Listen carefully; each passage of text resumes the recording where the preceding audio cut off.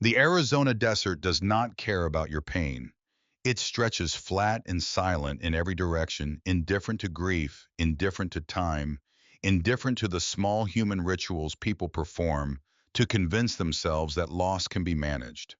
The sun comes up the same way it always does, brutal and honest, burning away the purple shadows of night until there is nothing left but heat and light and the particular kind of loneliness that only exists in wide open spaces. Walt Mercer has lived in this desert for 46 years, and he has made a kind of peace with its indifference. He finds it honest. The desert does not pretend.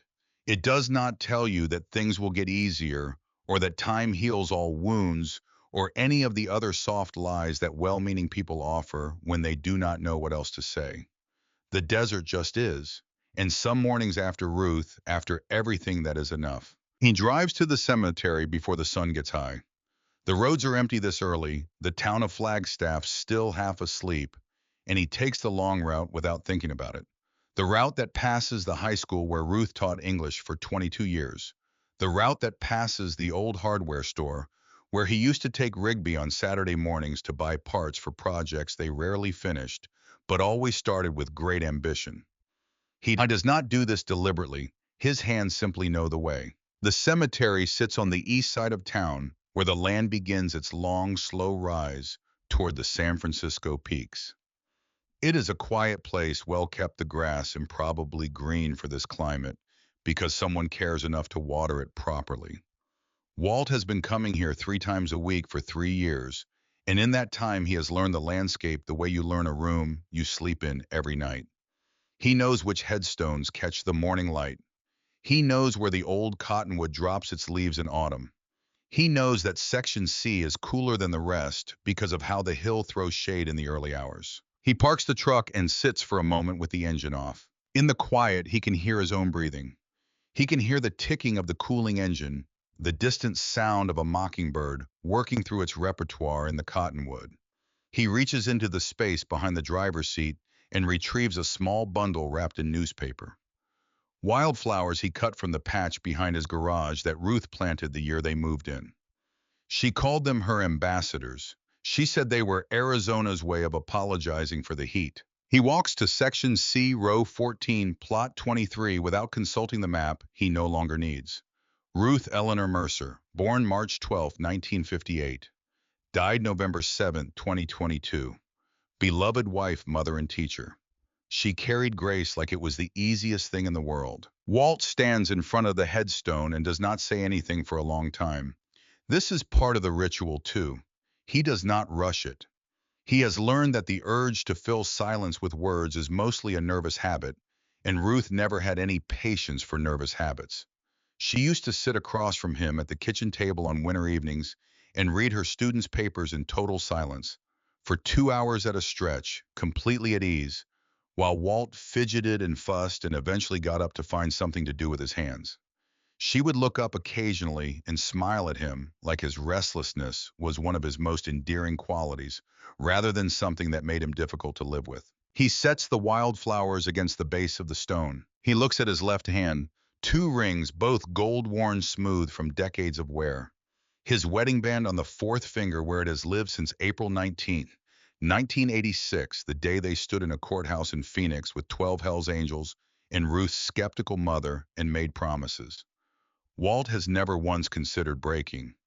Ruth's ring on the finger beside it placed there the morning after she died, because he could not think of anywhere else it belonged. Someone at the funeral, a well-meaning colleague of Ruth's from the school, had gently suggested that keeping her ring might make it harder to let go. Walt had looked at the woman and said very quietly that he had no intention of letting go, and the conversation had ended there. He crouches down his knees, complaining.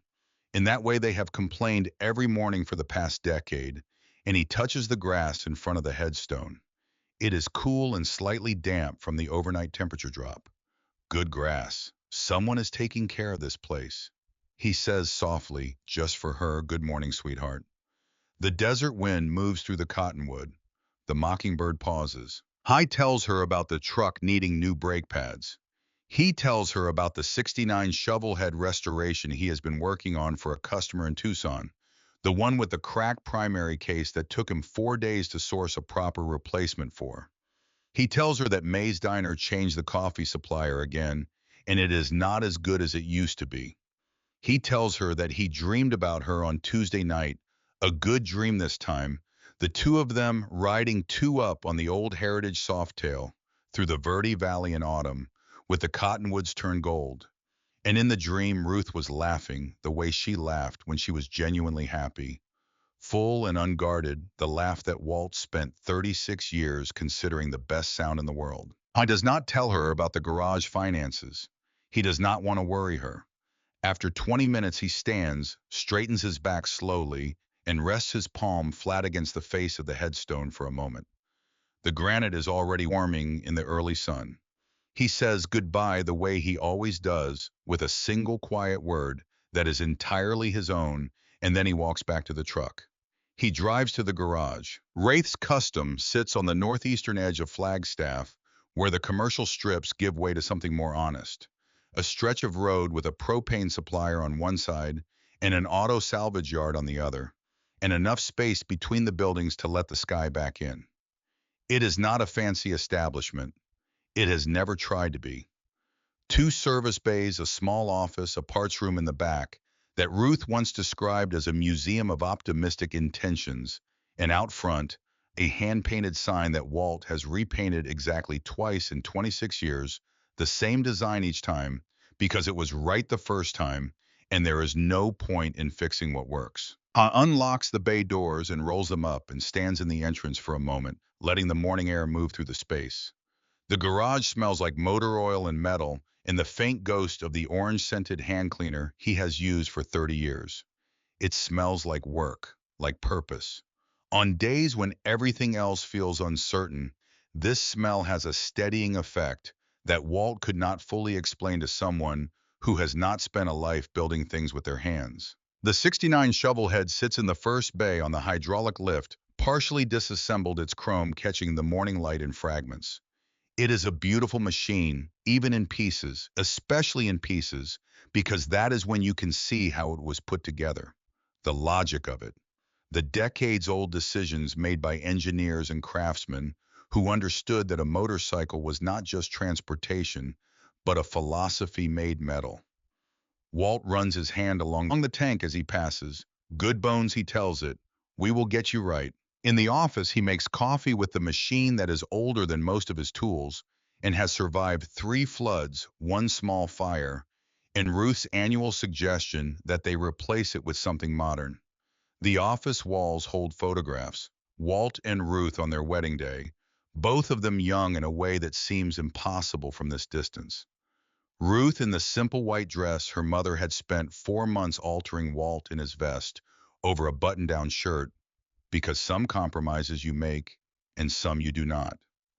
The reception had been at the Roadhouse on Route 89, and 40 bikers had shown up uninvited, and the dancing had lasted until 2 in the morning, and Ruth's mother had, against all initial indications, had the time of her life. Another photograph, Walt and a young man, 17 or 18 years old, dark-haired with Walt's jaw and Ruth's eyes, and the particular expression of someone who is working very hard at looking tougher than he is. Rigby. The last photograph Walt has of them together.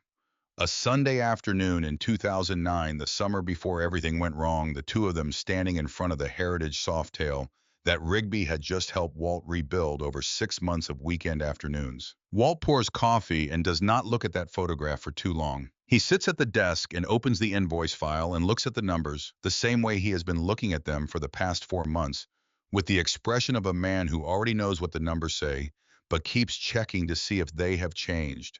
They have not changed. The property tax bill for the 3rd quarter sits in the corner of the desk where it has been sitting for 11 weeks. It is not a catastrophic sum by some measures. By Walt's current measures, with the shop income running 30% below what it was 3 years ago, when he had 2 part-time employees and his reputation was still working full-time, it is a sum that requires serious attention. 3 months ago, a commercial real estate broker had come by the shop on behalf of a developer who wanted to build a storage facility on this strip. The offer was fair, more than fair actually. Walt had walked the man to his car, shaken his hand and said he would think about it. He had not called back. May knows about the tax situation. May knows most things. She has been running May's Diner on Route 66, 9 blocks from the shop, for 31 years. And in those 31 years, she has served Walt Mercer coffee approximately 4,000 times and has learned to read the particular geography of his silences, the way a sailor reads weather. She had not pushed him on the garage. She understood without being told that the garage is the last place where everything still has the shape it had when Ruth was alive. Selling it would require Walt to agree in some official and irrevocable way that the life built here is finished. Walt finishes his coffee and gets to work on the shovelhead. He works through the morning, the way he has always worked, methodically without hurry, with the kind of focused attention that demands all of him and leaves no space for anything else. This is part of why he has always loved the work. It is one of the few things in the world that requires your entire mind, and an entire mind occupied with the correct torque specification for a primary chain tensioner has no capacity left over for grief. Ruth understood this about him. She used to say that the garage was his second church, which was generous, considering Walt's complicated relationship with first churches. At noon, he washes his hands, changes his shirt, and puts on the vest. The vest is black leather, worn soft from 46 years of wind and weather, and the accumulated warmth of a life lived mostly outdoors. The back carries the full Hell's Angels death head, the Arizona rocker below it, and the top rocker above the patches, faded to a dignified softness that only time and honest use can produce. On the front, over the left breast, a row of patches that tell the story in shorthand. Charter Member Arizona, Chapter 1979. Gulf War Veteran Kuwait, 1991. Wraith.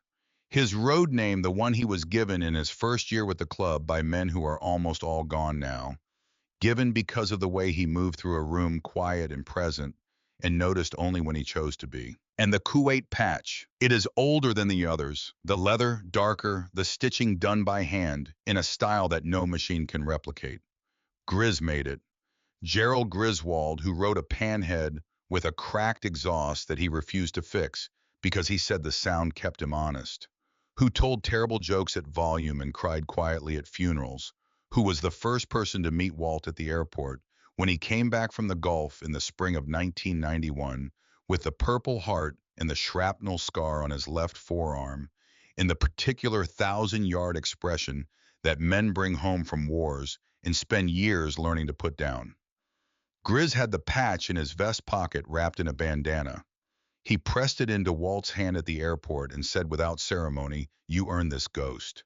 We kept your spot." Grizz died in 2003. Heart attack, a Tuesday morning at home, the kind of death that carries no particular drama and leaves a specific kind of hole.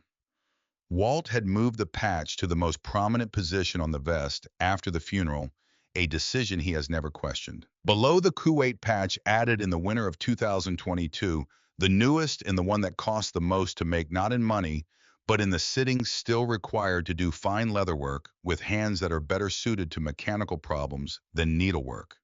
A small patch, simple hand cut from a piece of the same black leather Ruth rode with me every mile. He puts the vest on and feels its weight settle across his shoulders, the familiar press of it, and drives to May's Diner for the Thursday lunch that has been on his schedule unchanged for 11 years. May's Diner occupies a corner building on Route 66 that has been a diner since 1961 and has been May Dowell's Diner since 1994, when May bought it from the previous owner with the settlement money from a divorce that she describes without particular bitterness as the most educational experience of her life.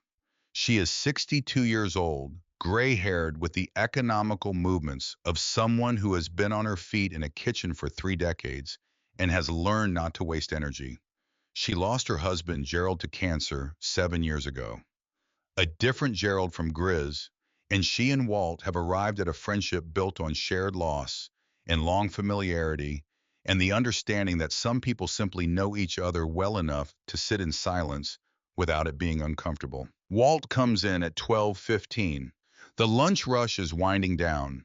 The corner booth is open, the one with the view of both the front door and the window onto Route 66, the one Walt has occupied every Thursday since the habit formed. May brings coffee without being asked. She sets down the mug, rests one hand briefly on Walt's shoulder, and goes back behind the counter.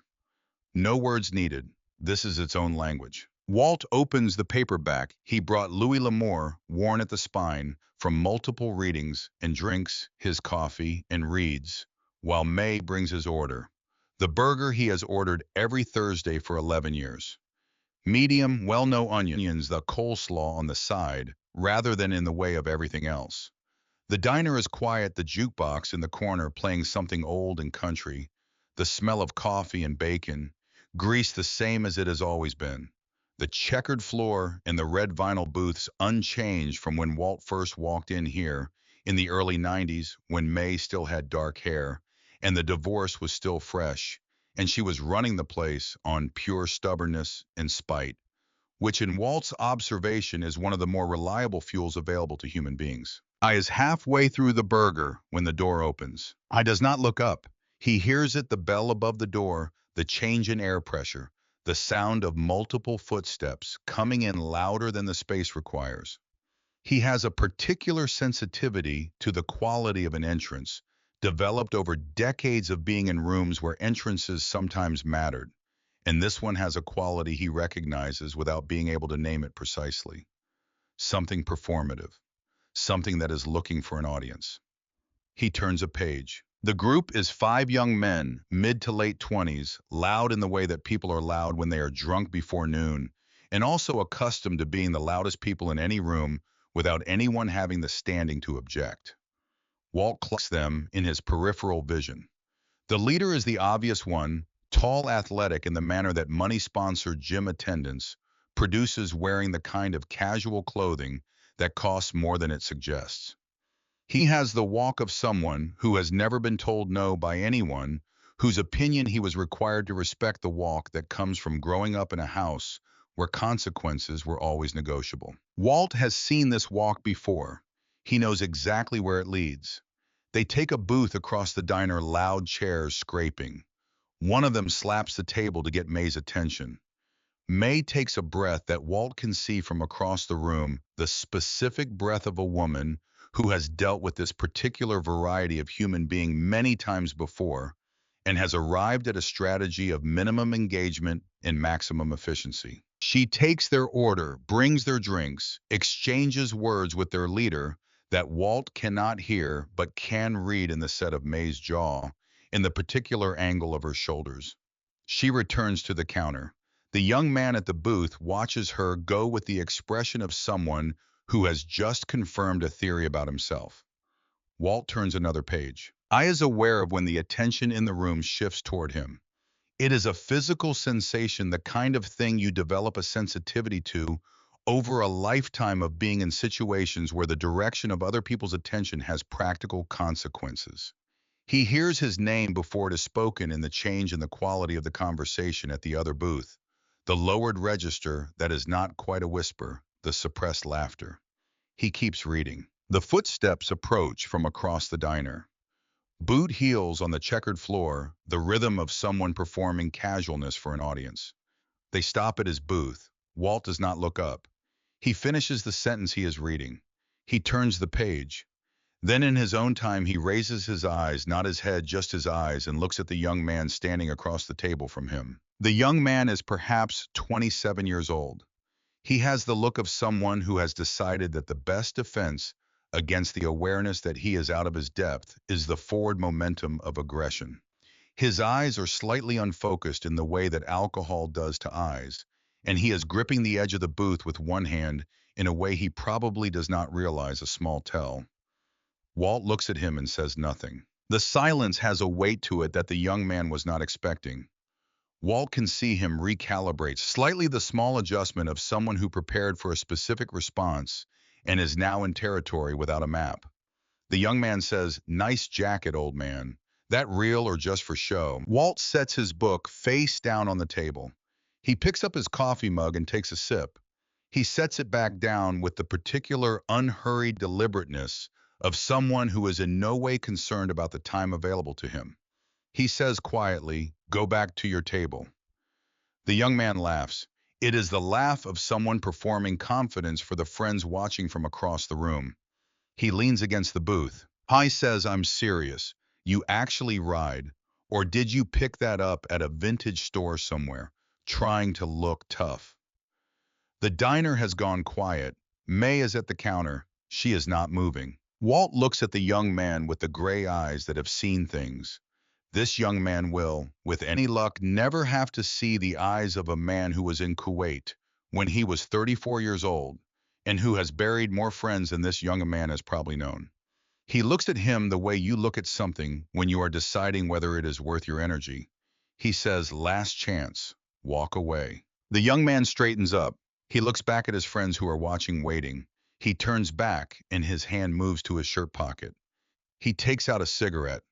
He lights it with the lighter that probably cost more than Walt's lunch. He takes a drag and blows the smoke slowly in Walt's direction. He says, "Relax. I'm just having a conversation." Walt says, "This is a non-smoking establishment." The young man smiles. He says, "Yeah, I know." And then he does it. It is not an accident. The movement is deliberate, unhurried, even the hand moving down toward the vest, toward the front of it, toward the left breast where the patches sit, and the lit end of the cigarette makes contact with the Kuwait patch, the patch that Grizz made by hand in 1991, and there is a small sound, a hiss, a sizzle of burning leather, and the smell hits the air immediately, the particular acrid smell of leather meeting heat.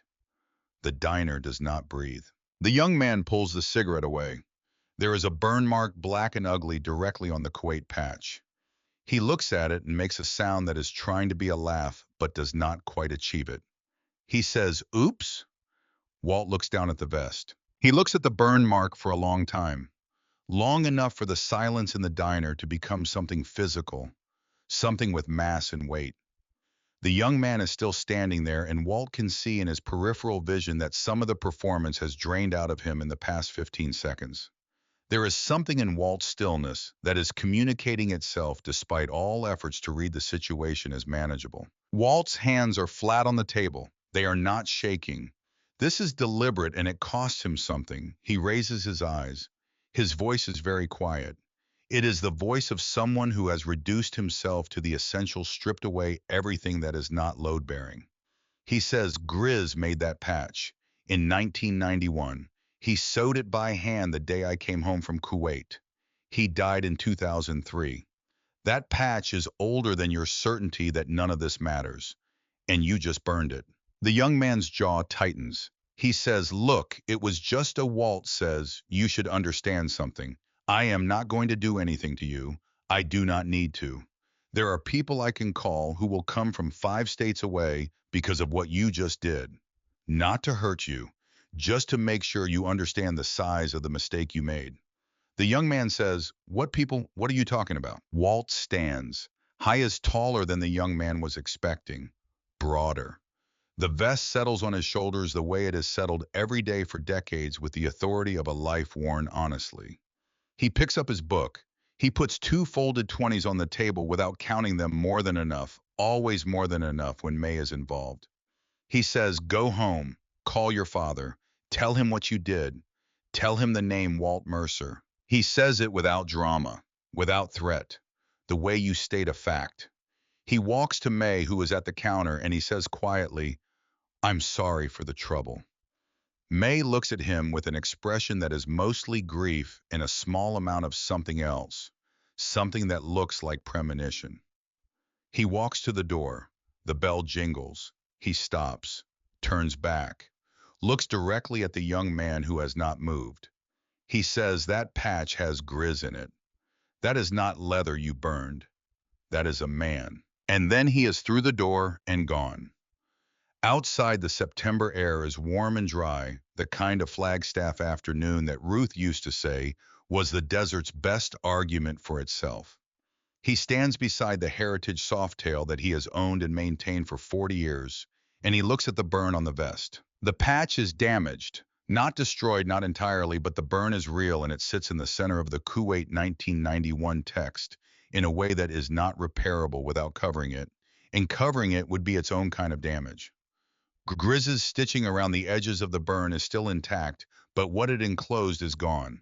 Walt breathes. He breathes the way he learned to breathe in Kuwait, the way the army medic showed him after the shrapnel came through his forearm, and he wrapped the wound himself with a t-shirt tourniquet and finished the repair on the M1 Abrams before he walked to the aid station.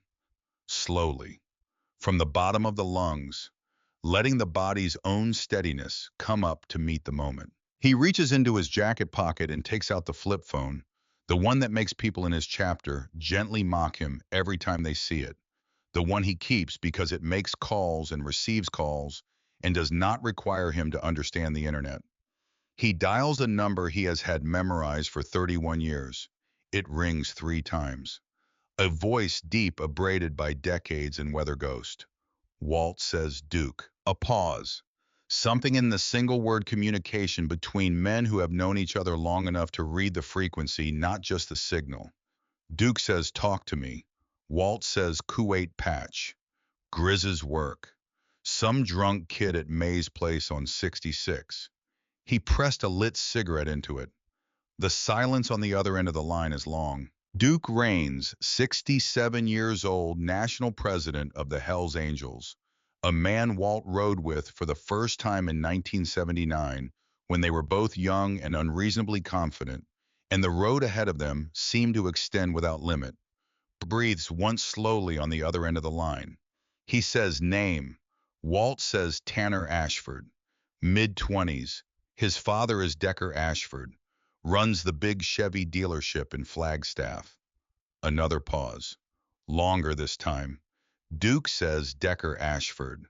Walt says, yeah. Duke says ghost. You know what this means. Walt says, I know. Duke says, I will make the call. Give me until dawn. Walt says, Duke, you don't have to bring everyone. Duke says, brother, when someone burns your vest, they burn all of us. Every patch on that leather, every mile it has seen, every man who ever rode beside you. You know the code. Walt says, I know the code. Duke says, get some rest. Tomorrow is going to be something. The line goes dead. Walt puts the phone in his pocket. He stands in the parking lot of May's Diner with the afternoon sun on his face, and the burnt smell still faintly in the air, and the desert going on in every direction around him, indifferent and honest. Back inside, May watches through the window as Tanner Ashford and his friends exit the diner with less certainty than they entered. She watches Walt ride away on the old Softail south toward the shop, and then she picks up her phone and calls the number she has had in her contacts under the name Decker A for 12 years, the number she has never had occasion to use until now. It rings 4 times before Decker Ashford picks up. She does not say hello. She says, your boy was in my diner today. You need to call him. He needs to tell you about Walt Mercer. And Decker, when he does, you put on the vest. You know the one. You get your boy and you go to Ghost Garage first thing in the morning, before anything else happens. A pause on the line. Decker says, his voice careful, May. Is it bad? May looks at the empty booth in the corner, the 2 folded 20s on the table, the coffee mug still half full. She says, put on the vest, Decker. She hangs up. Walt rides back to the shop. He does not ride fast. He rides the way he always rides, steady and deliberate. The Softail's engine doing the thing it has done for 40 years, finding the smooth low note that sits somewhere between a growl and a hum, the sound that his body has responded to for so long it is indistinguishable now from the sound of forward motion itself. He takes the long route back. Route 66 west to the old highway north past the lumberyard, past the fairground that is empty this time of year, past the ridge where you can see the San Francisco peaks clear and close on days when the air is clean. He parks in front of the shop and sits on the bike for a moment without getting off. The vest. He looks down at the burn. I thinks about Grizz at the airport in 1991, the bandana wrap patch pressed into his palm, the brevity of it. You earned this, ghost. We kept your spot. He thinks about the 46 years since that moment, the miles, the chapters, the rallies, the funerals, the long nights and the good mornings, and the particular quality of brotherhood that only exists between people who have chosen each other without the obligation of blood. chosen each other in the full knowledge that the choosing means something and will continue to mean something regardless of time or distance or difficulty. Hai gets off the bike and goes into the office and sits at the desk and does not turn the light on. In the half-dark, surrounded by the photographs and the invoice files and the coffee machine, older than his tools, he takes the vest off and lays it on the desk and looks at the burn. It is not large, 2 centimeters, maybe 3, but it is in the center of Grizz's work, and that makes it a different kind of damage than size can measure. He thinks about Rigby. I thinks about the last real conversation, if you can call it that. The last exchange that ended with a door closing and a truck driving away.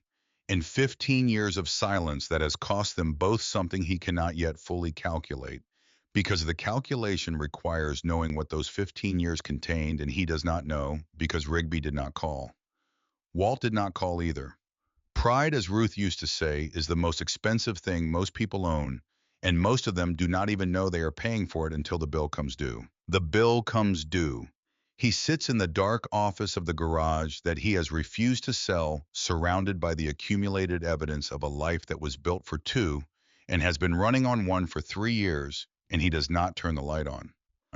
Outside the desert, dark comes down fast and complete, the way it does in September, and the temperature drops 20 degrees in an hour, and the stars appear in numbers that the city never permits, thick and indifferent and ancient and astonishing. He goes home at 8.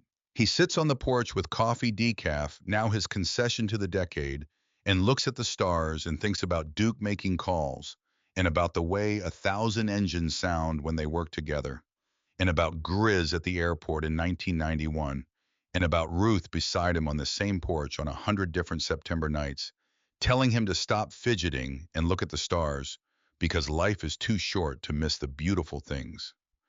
At 11 o'clock, his phone rings. He looks at the screen, an Oakland area code, a number he does not recognize, which means nothing because Rigby's number has changed more times over the years than Walt has been able to track, and each time a new number appeared briefly before disappearing again into the silence. He sits with the phone in his hand for 4 rings, which is a long time, when you have been waiting without admitting you were waiting for 15 years. He answers. He says nothing, just answers and holds the phone to his ear and waits. A pause. The sound of someone on the other end composing themselves. Then Dad. The word arrives the way certain things arrive, not with noise, but with the opposite of noise, a kind of compression of everything that has been held back for a very long time. Walt closes his eyes. He says, Rigby. Yeah, it's me. Another pause.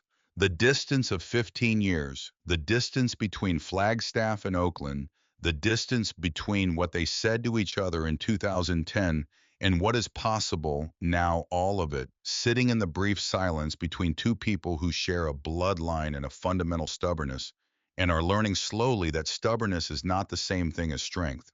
Walt says, how did you hear Rigby says Duke called the Oakland chapter president? Word moves fast. Dad, I'm coming. Walt opens his eyes. The stars are very bright. He says, Rigby, you don't have to. Rigby says, Dad, stop. The vest is my vest too. You taught me that. You said every patch on a vest is a story that belongs to the whole family. You said that to me when I was 12 years old, and I never forgot it, even when I was angry enough to pretend otherwise. Walt is quiet. Rigby says I will be there by morning. I am riding with the Oakland chapter. 300 of us. Duke already knows. Walt says very quietly 300. Rigby says we are not the only ones. Walt breathes. He says, Rigby, I owe you a conversation that is long overdue. Rigby says, yeah, you do. But Dad, not tonight. Tonight you get some rest. Tomorrow we will have all the time in the world. A pause. Rigby says, I missed you, Dad. The stars do not move. The desert is as indifferent as it has always been. But something in the air on this particular porch on this particular night has changed its quality in a way that Walt Mercer, 68 years old, alone in the dark, with his coffee going cold, cannot immediately name. He says, I missed you too, son, more than you know. The call ends. Walt sits on the porch for a long time afterward, Not thinking exactly, not planning, just sitting in the way that men sit when something large has just happened, and they need time to let it become real. The coffee is cold. He does not get up to make more. The stars do the slow arc of their ancient, indifferent movement. After a while, for the first time since November 7th, 2022, Walt Mercer smiles. Not the small courtesy smile he has managed in the intervening years. The one you produce for May when she brings the coffee for the customer in Tucson, when the part finally comes in the functional smile of a man who has not forgotten the social requirements of being among other people, even when the part of him that generates genuine expression has been running on reserve power. This smile is different. It comes from somewhere deeper, from the part of him that has been waiting patient and stubborn and absolutely refusing to die for exactly this. He looks up at the sky and he says softly to the stars and to Ruth and to the indifferent desert and to everything that can hear him. You were right, sweetheart. You were always right. He goes inside. He hangs the vest on the hook by the door where it has hung every night for decades, and he looks at the burn on the Kuwait patch for a long moment, and then he turns off the light. Tomorrow is coming. The desert does not sleep, but it changes. Between the hours of 2 and 5 in the morning, the temperature drops far enough that the stones crack, and the ground itself seems to breathe, exhaling the stored heat of the day in slow, invisible waves that rise and dissipate into the enormous darkness above. The stars in this part of Arizona at this hour are not a background. They are the main event. Everything else, the highway, the town, the small human structures lit by their small human lights, is incidental to the sky. Walt sleeps better than he has in months. He does not know why exactly. The practical circumstances of his life have not improved overnight. The tax bill is still on the corner of the desk. The Kuwait patch is still burned. The 15 years between himself and Rigby are not erased by a single phone call. But something has shifted in the architecture of the night. Some weight redistributed in his body, which has been carrying everything alone for 3 years, apparently recognizes the difference between being alone and being momentarily provisionally not alone. He wakes at 5:15 without an alarm. Old habit. Military training does not leave you even when everything else does. He lies in the dark for a moment, oriented, listening.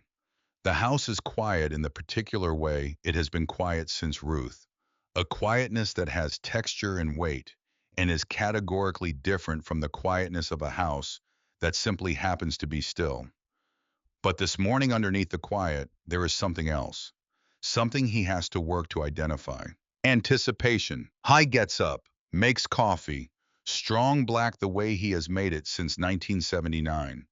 He stands at the kitchen window with the mug and looks out at the pre-dawn dark and thinks about Duke making calls last night, about the ripple of it, the way a single phone call from the national president moves through a network of 1,000 people like current, through a circuit fast and total, and with a logic that does not require discussion or debate.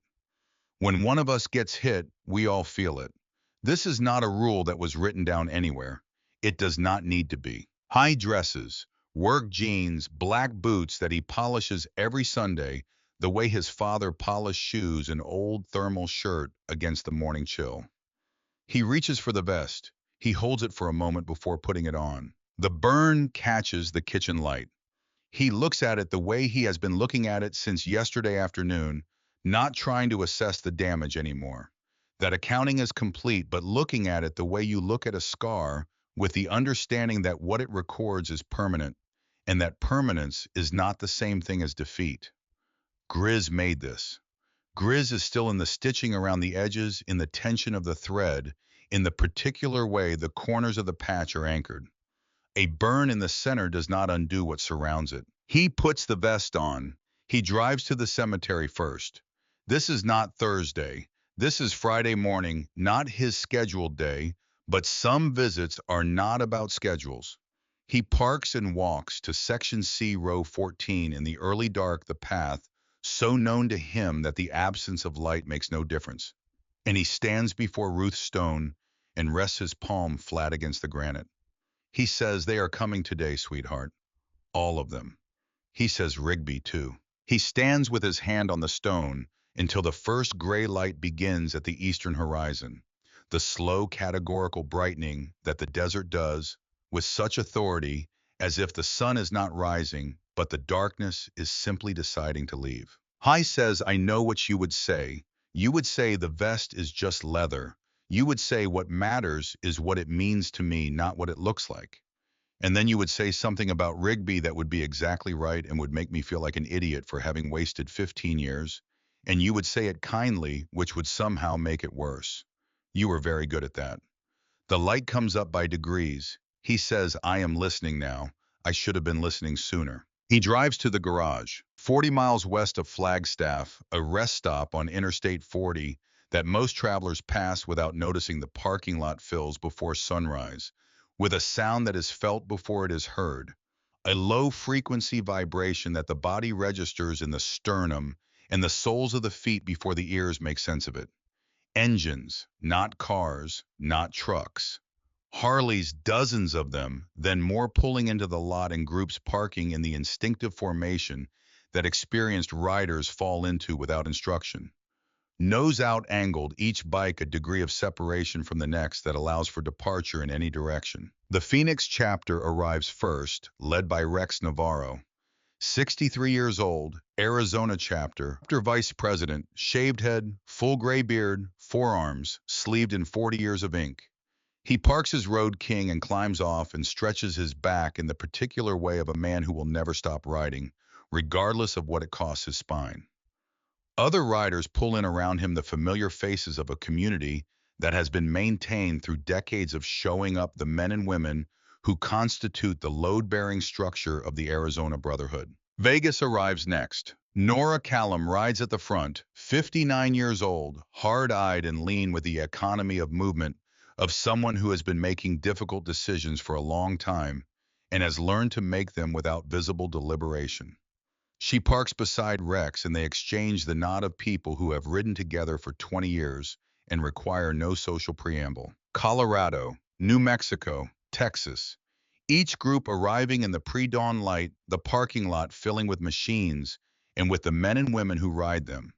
Most of them over 50, many over 60, a few pushing 70, and in each face the particular quality of someone who received a call last night and did not hesitate. By 6:30, over 400 bikes are staged at the rest stop, and the California chapter is still 40 minutes out. Nora walks to Rex. She says, how many total? Rex says Duke's count was close to 900 when I left Phoenix. Could be higher now. Nora looks at the crowded parking lot, at the riders milling in the early light, drinking coffee from thermoses and paper cups, checking chains, tire pressure, talking in the low registers of people who are serious about what they are doing. She says for Ghost. Rex says for Ghost. 300 miles west, moving through the Mojave in the gray pre-dawn at a speed that is respectful of the law without being unnecessarily committed to it. The California chapter moves as a single organism on the highway. 300 riders in 4 columns. The formation, so practiced, it looks choreographed. The spacing between bikes maintained by the kind of instinctive calibration that only comes from having ridden together for years. At the front of the formation, slightly ahead of the first column, a custom bagger murdered out flat black paint with no chrome, except the engine cases. The exhaust note tuned to a particular register that is more felt than heard at highway speed. The rider is 40 years old, dark-haired with Walt's jaw and Walt's economy of motion, and Ruth's capacity for patience, which is the combination that has made him in 15 years with the Oakland chapter, the kind of man that other men follow without needing to be asked. Rigby Mercer, on a Road King, beside him his wife Iris, 42, dark-haired, practical, with the calm of someone who married into a world that requires a certain quality of steadiness, and found that she had that quality in abundance. She rides her own bike. She always has. Rigby does not talk at highway speed. He has not talked much since last night's call. Iris understands this. She understands that he is moving through a particular internal territory that requires passage rather than discussion. The territory of old grief and old anger, in the complicated landscape of a relationship between a father and a son that has been left unmaintained for 15 years and must now be navigated without a map. She rides beside him and gives him the silence he needs. What Rigby is thinking about in the hours of riding through the dark is a Sunday afternoon in the summer of 2009, when he was 24 years old, and he and Walt stood in the garage and rebuilt the Heritage Softail together over the course of a weekend, not talking much, just working the way they had always worked best together, side by side, with the same problem and the same goal. And when the engine turned over clean at the end of Sunday afternoon, Walt had looked at him with the particular expression that he used in place of the word proud, because the word itself was too large and too direct for a man who expressed love through proximity and action rather than statement. I was thinking about how that was the last uncomplicated day. The argument that ended their speaking was not one argument. It was one argument that was also every argument they had been deferring for years about the club, about Rigby's desire to join, about Walt's refusal to hear that desire, about the particular contradiction of a man who gave 40 years of his life to brotherhood and then tried to keep his son from making the same choice. The argument lasted 4 hours and ended with Rigby walking out the front door of the Flagstaff house and driving to Oakland with everything he owned in the bed of a truck, and Walt standing on the porch watching him go without calling him back because they were the same kind of stubborn, and neither of them knew yet what that would cost. Rigby has been a full-patch member of the Oakland chapter since 2010. He has never regretted the choice. He has always regretted the cost. He rides east through the desert toward his father. In Flagstaff at May's Diner. May arrives at 5:30 to start the coffee and the prep 2 hours before the diner opens, because she has been running this place for 31 years, and the math of opening a diner has not changed in all that time.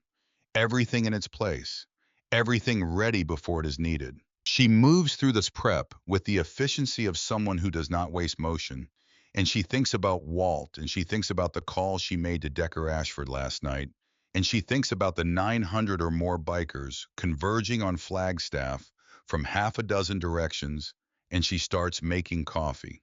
Not two carafes, which is what the morning usually requires. She starts making all of it. Every urn she has, every pot, every carafe. She calls her nephew who works the Saturday morning shift and tells him to come in at 7 instead of 9. She calls the bakery supply and adds to the standing order. If they are coming, she will feed them. This is what she does. This is what she has always done.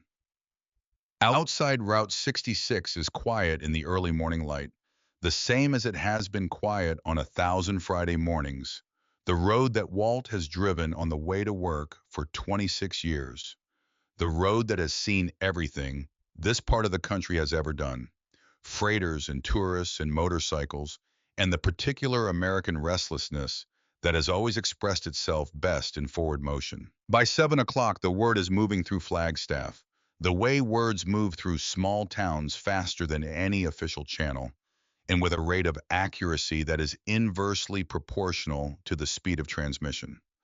1,000 bikers on I-40 headed for Flagstaff. A gathering. Something happened at Mays. Hell's Angels, hundreds of them. Someone said a veteran was disrespected.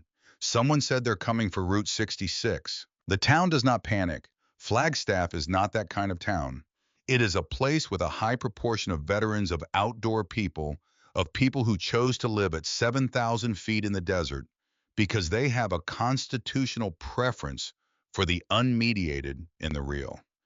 The reaction is mostly curiosity with a thread of the particular alertness that serious things produce in serious people. The local news sends a camera to Route 66.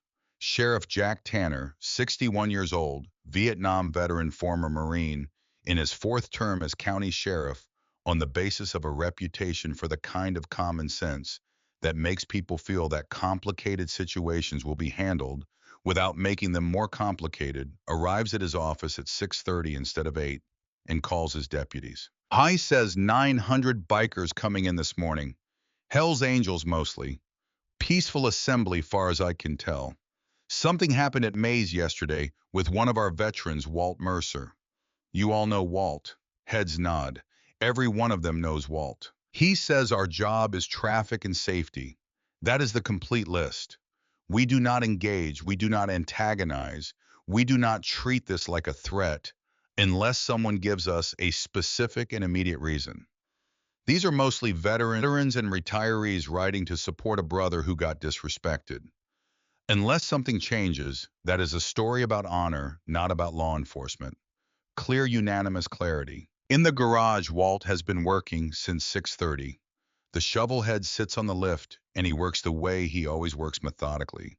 The task complete in his mind before his hands begin each step following from the previous, with the logic of a thing understood whole. But some part of him is elsewhere this morning. Some part of him is on I-40, 40 miles west, counting engines. At 7:20, a truck pulls into the lot. Walt hears it before he sees it. Diesel well-maintained, a sound he does not immediately place, and then the truck comes into view and he places it. Decker Ashford's F-250 black, the kind of clean that speaks of either a man who takes care of his things or a man who pays someone to take care of his things. And in Decker's case, Walt suspects both, because Decker was always both someone with genuine pride and quality and enough money to support that pride in all directions. Walt steps out of his bay and stands in the lot. The truck parks. The door opens. The man who gets out is 65 years old and has the build of someone who was physically powerful at 30 and has maintained enough of it at 65 to carry the memory of that power convincingly. Gray hair close cropped, clean shaved, wearing jeans and boots, and over a button-down shirt, a leather vest that has clearly not been worn in a very long time. The leather stiff and cracked in the way of things that have been stored rather than used, the patches still present, still legible, the road name on the front, in faded letters, Flair. Walt stands very still. 40 years is a long time. Long enough to change the architecture of a face, to add the weight of what has happened and the lines of how you chose to carry it. But the way Decker Ashford moves, the particular quality of his stillness, when he stops, the way he stands with his weight forward. Ready is the same as it was in 1979 when Walt first met him, when they were both 20-something, and the world had the quality of something that had not yet decided what shape to take. Decker stops 10 feet away. They look at each other. The second door opens. The passenger side. Tanner Ashford gets out. He is not the person who walked into May's diner yesterday. He is the same person, but the surface has changed. The performance quality is gone, and what is underneath is younger and more uncertain than anything he was willing to show yesterday. He does not look like someone who has slept.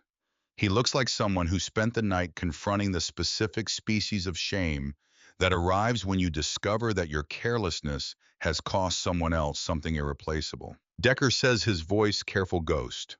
Walt says Decker. A pause the length of 40 years. Decker says, I am wearing the vest because I wanted you to see that I remember, that I never forgot what it meant even after I left, even after I became something else. Walt looks at the vest, at the flare patch, at the chapter rocker from the Arizona Brotherhood, circa 1979. He looks at the man wearing it and is quiet for a moment.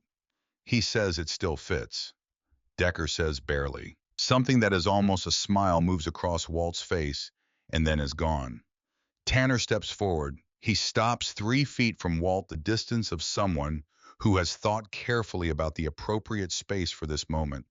And he looks Walt directly in the face, which costs him something visible. He says, Mr. Mercer, I came here to say that what I did yesterday was wrong. Not just stupid wrong. Wrong in a way I did not understand until my father explained it to me last night. The vests, the patches, what they mean. I did not know. Oh, that is not an excuse.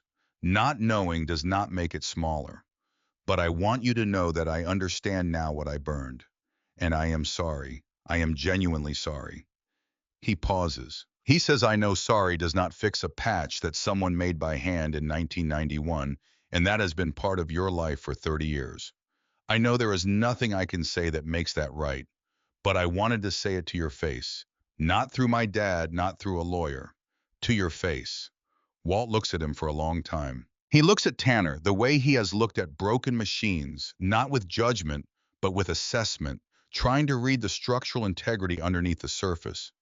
Damage, trying to determine what is load-bearing and what is cosmetic. He says, "You want to make this right?" Tanner says, "Yes." Walt says, "Then you do not pay me money. You pay me time. You come to this garage. Monday morning, 6 a.m. You work here for 6 months. No pay. You learn what it means to build something with your hands, to earn something through honest work, to treat a machine the way you would want to be treated, which is to say, with respect and patience, and the understanding that nothing worthwhile can be rushed. You do that, you do it without complaint and without cutting corners. And at the end of it, maybe you will understand something about value that money never taught you." Tanner does not hesitate. He says, "I will be here." Walt extends his hand. Tanner takes it. The handshake is firm, two-handed on Tanner's part, and Walt lets it be because the gesture is genuine. And genuine gestures deserve acknowledgement, even from men who are still deciding exactly what kind of man they intend to be. Walt looks at Decker. He says, "You raised him, so there is something to work with." Decker says, "Walt, I owe you a conversation about 1983 that I have been putting off for 40 years. Walt says, "I know you do, but not today. Today we have other business." He looks west down the road in the direction of Interstate 40.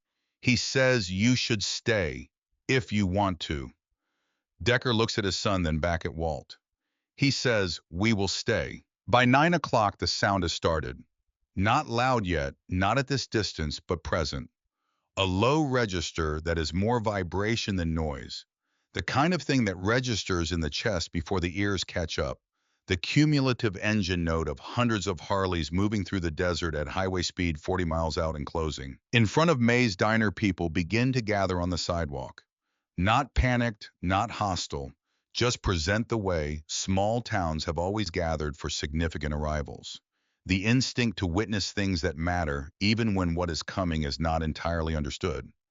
Veterans gather, in particular, some of them wearing old jackets with their service patches, some of them holding handmade signs that May will later describe as the most spontaneous and genuinely moving thing she has seen on Route 66 in 30 years. "We stand with Ghost. Brotherhood is real. Welcome home, brothers." Earl Drummond, 74 years old, retired Army third-generation Flagstaff, born in the same hospital that no longer exists, raised on the same streets that Route 66 cuts through, and fully intending to die here when the time comes, and not a day before holds the first sign he made at 6 this morning when his daughter called him to say something big was happening. He stands at the front of the sidewalk crowd with the particular stillness of a man who has been in enough situations to know the difference between something dangerous and something important, and he has determined that this is the latter. Walt arrives at May's at 9:30 and stands on the sidewalk in front of the diner. May brings him coffee without asking. They stand together. The sound is louder now, closer. The specific quality of it changed by proximity, the individual engine notes beginning to separate from the collective roar into something more complex, more human. 1,000 individual machines, each with their own voice, combining into a sound that is not just loud but substantial, that has mass and weight and intention. May says, "How do you feel?" Walt says, "I do not have a word for it." May says, "Try." Walt thinks about it for a moment. He says, "Like something that has been wrong for a long time is being set right. And I know that is not rational. It is a burn patch, it is leather, but it is also 46 years and grizz and everything else. And they are coming because of all of it. Not just the patch, because of all of it." May puts her hand on his arm. She does not say anything, which is the exactly correct response. The horizon to the west, where Route 66 runs straight and flat toward the interstate, begins to change. A dark line appears, far at first indistinct, the kind of thing you might mistake for weather or the shimmer of heat on asphalt. But it grows, and as it grows, the sound grows with it, and after a minute there is no mistaking it. They are coming. 4 columns staggered the formation, moving through the desert at 15 miles per hour. Deliberate, unhurried, with the gravity of something that has made a decision and is committed to seeing it through. The sidewalk goes quiet. Someone on the far end of the crowd says quietly, "Jesus Christ," and the words carry in the stillness. They come down Route 66, the way the road was made to be used, filling it from shoulder to shoulder in the four-column formation. The black leather of 900 vests catching the September morning light, American flags flying from a dozen bikes at the front, the death head patches visible on every back, the chapter rockers of a dozen states represented in the procession. They ride slow, 15 miles per hour, engine notes dropping to a steady idle that is more powerful at low speed than at high, more felt than heard, the ground actually vibrating under it in a way that the people on the sidewalk feel in their feet, in their chests. There are no expressions on the riders' faces that are performing anything. They are not here to look tough. They are here for something older and more specific than toughness. The thing that exists between people who have chosen each other and have honored that choosing across enough time and enough difficulty to know it is real. The convoy passes the old hardware store and the fairground and the auto parts place and turns onto the Route 66 main strip, and the people on the sidewalks, veterans and shopkeepers and curious civilians, and children who will remember this morning for the rest of their lives, watch without speaking. Duke Raines leads the column, 67 years old, gray beard to his chest, on the custom road glide he has ridden for 11 years. Flat black minimal, the bike of a man who has nothing left to prove and knows it. His face is weathered and still, and carries the absolute authority of someone who has earned every mile of his expression. He sees Walt on the sidewalk in front of May's diner. He raises his right hand. The convoy stops. All at once, with the precision of something practiced, until it is instinct, 900 bikes stop on Route 66, and the engines idle for a single moment, and then on Duke's signal they cut. The silence is enormous. The sudden absence of the engine sound after 10 minutes of it approaching is its own event, a physical thing. The silence arriving into the space, the sound vacated with a weight and presence that makes people draw breath. 900 riders, stationary, silent, waiting. Duke dismounts. He walks toward Walt across the quiet street, and the distance between them closes with the weight of nearly 50 years behind it.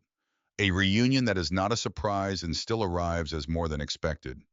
He stops in front of Walt. "Ghost," he says. "Duke." They embrace the way men of their age and background embrace, hard and brief, and with the full weight of what they mean to each other, compressed into the physical fact of contact. And when they pull apart, both of them have the particular brightness around the eyes that neither of them will name. Duke steps back. He looks at the vest at the burn. He says, "Grizz's work." Walt says, "Yeah." Duke says, "We are going to fix that. But first." He turns. He looks back at the 900 riders waiting on Route 66, and he speaks in the voice that carries the voice he has used for decades in circumstances that required a single voice to reach the farthest point of a crowd. He says, "Brothers and sisters, we rode for Ghost. We are here." And then from somewhere in the California section, a bike moves forward. Walt watches it and does not immediately understand what he is seeing, because the mind sometimes protects you from the full force of a moment by processing it slowly, by giving you the pieces before it gives you the whole. The bike is a custom bagger, flat black, Oakland chapter patches. The rider dismounts. 40 years old, dark-haired, Walt's jaw, Walt's economy of motion, Ruth's patience in the set of his shoulders, in the way he moves without hurry, in the way he stops and looks at Walt across the 20 feet between them with an expression that contains 15 years of accumulation, the weight of everything said and unsaid and undone and regretted and hoped for. Rigby. Walt stands very still. The crowd on the sidewalk, the 900 riders on Route 66, May at the diner doorway, Decker and Tanner at the edge of the lot, all of them recede. There is only the 20 feet of Flagstaff asphalt, and the man at the other end of it, who is Walt's son, and who has ridden through the night from Oakland, and who is wearing a Hells Angels vest with the Oakland rocker, and who looks underneath the vest and the road, and the 15 years exactly like the boy Walt taught to change a tire at age 7 in the driveway of the Flagstaff house. Rigby walks forward. He stops in front of his father. He says, "Vest of yours is vest of mine. You taught me that." Walt's voice does not work for a moment. He finds it. He says, "I taught you a lot of things." Rigby says, "You taught me all the important ones." They close the remaining distance and embrace, and Walt holds his son with the full strength of 68 years and the particular ferocity of a father who has been missing this for 15 years without adequately admitting it to himself, and Rigby holds back with equal force, and neither of them moves for a long time. On the sidewalk, Earl Drummond lowers his sign slowly and takes off his cap. May steps out of the diner doorway.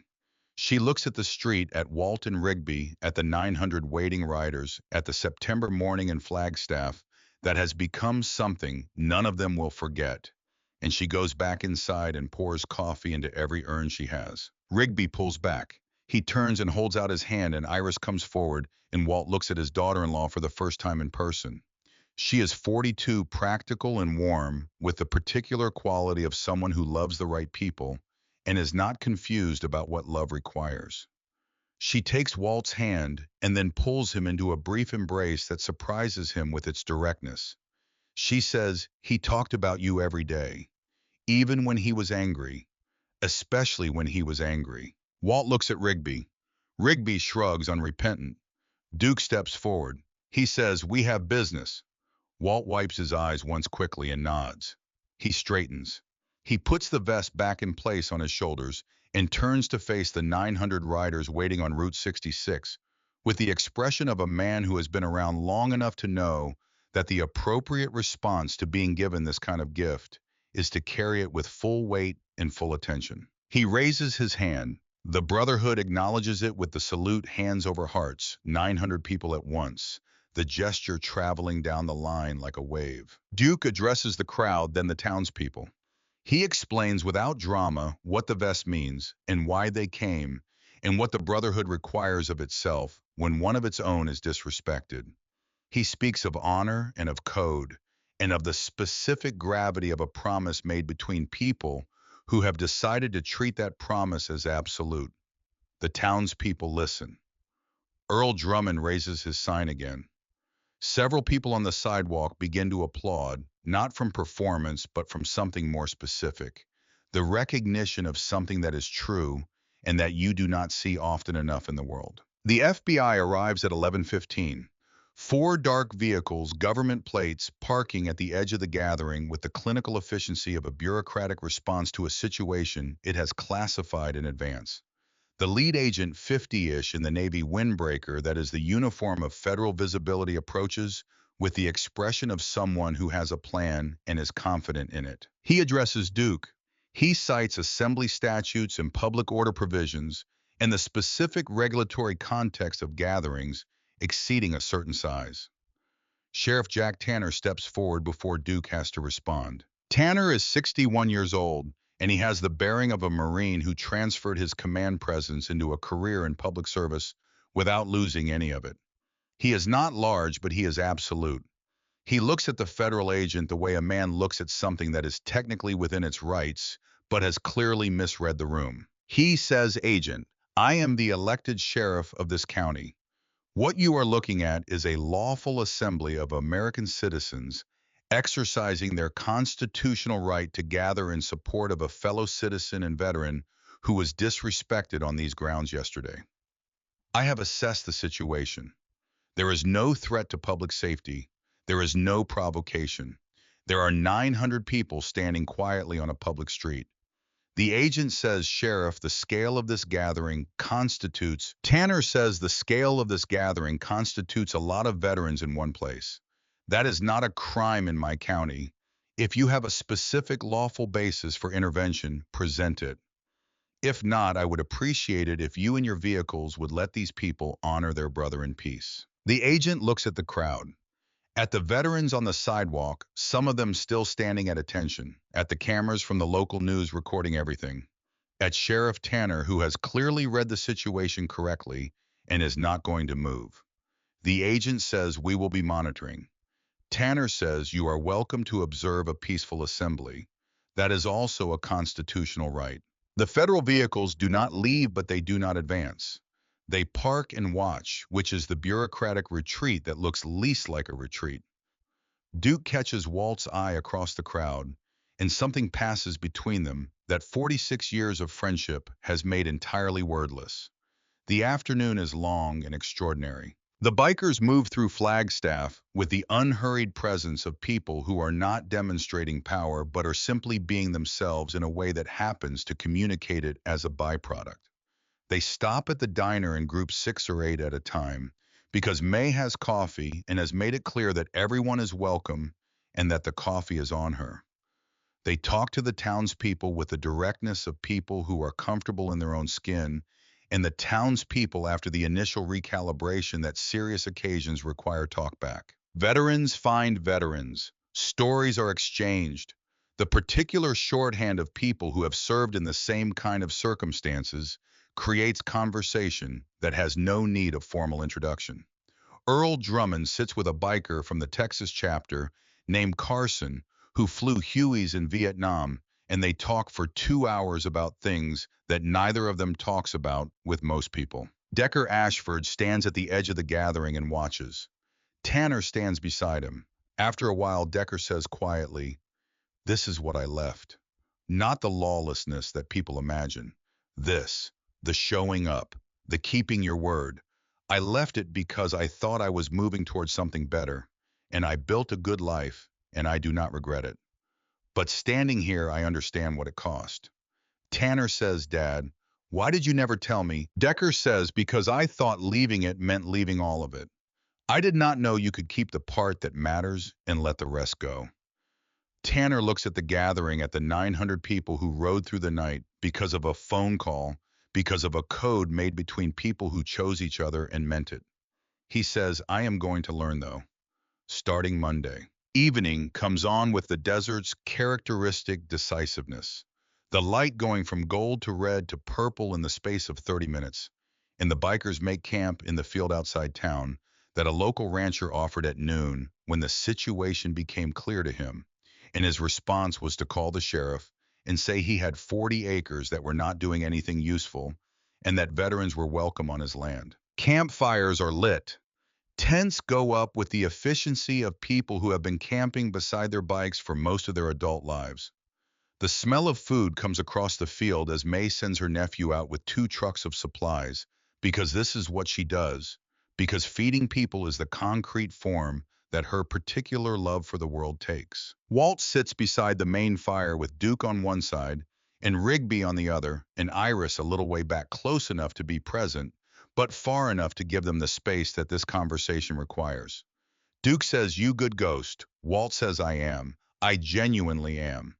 He looks at the fire and then at Rigby, who is looking at the fire with the expression of someone who is also in the middle of a long calculation. He says, "Rigby, I want to say something." Rigby looks at him. Walt says, "I was wrong in 2010. Not about worrying. I had reasons to worry, good ones, and you know them, the men we have lost, the things that can happen. But being worried does not give a father the right to make his son's choices. You had the right to choose. I tried to take it from you. That was wrong. And I spent 15 years making it worse by not calling, which is the particular kind of stubborn that only costs the person being stubborn and everyone around them." Rigby is quiet. Walt says, "Your mother told me more than once that I was making a mistake. She said blood does not care about pride, and that the day would come when I would understand that, and I should understand it before it was too late. She was right. She usually was." Rigby says, "I know she told you that. She called me too, a few times over the years. She did not tell me she was calling you. I do not think she told you either." Walt looks at him. Rigby says, "She did not try to fix it. She just wanted to hear my voice. She would call on my birthday, and she would say she just wanted to say happy birthday, and that she loved me, and that she hoped I was well. She never asked me to call you. She never tried to mediate. She just called. Every year." Walt looks at the fire for a long moment. He says quietly, "That sounds exactly like her." Rigby says, "She told me once, about 3 years before she died, that you missed me every day. She said you had gotten so good at not saying it that you might have even convinced yourself it was not true. But she knew. She always knew. Walt does not answer this with words. There is no word adequate to it. The fire burns. The desert goes dark around it. 900 people are camped in this field, and the sound of them, the low murmur of conversation and occasional laughter, and the distant music of someone's guitar on the far side of the camp fills the night air with the specific warmth of human company. Duke, who has been quiet, says, "Tomorrow morning we will do the patch ceremony. Then we ride." Walt nods. Duke says, "You are not a lone ghost. You have never been alone. You just got too quiet to hear us." Walt looks at the fire. He says, "I hear you now." Rigby puts his hand on his father's shoulder, and they sit like that for a long time. Father and son beside a fire in the Arizona desert, while 900 people sleep around them, and the stars overhead do the ancient and indifferent thing that stars have always done.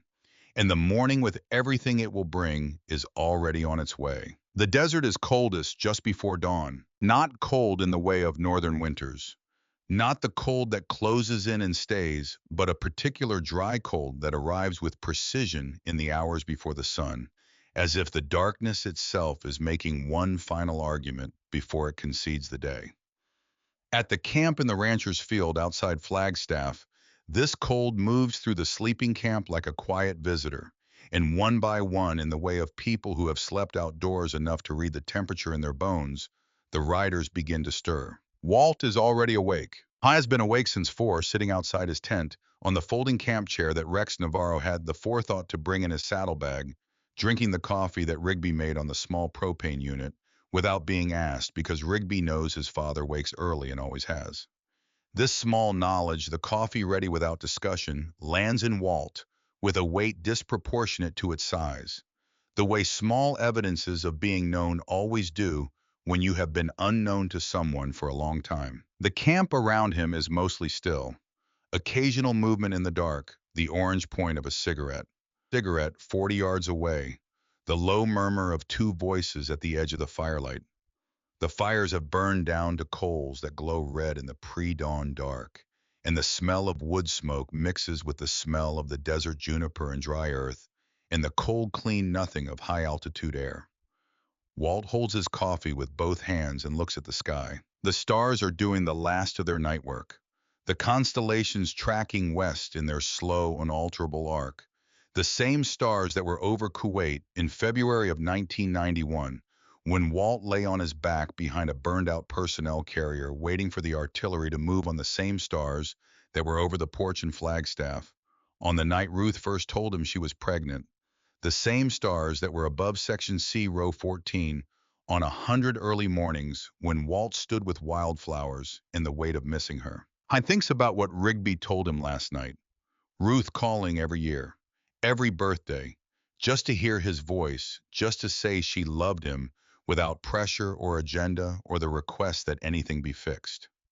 He thinks about her sitting in the kitchen on one of those evenings, the phone in her hand dialing the Oakland number, and the quality of patience and love that such an act required, the ability to love without demanding that love fix what it could not fix. He thinks, "I did not deserve that woman."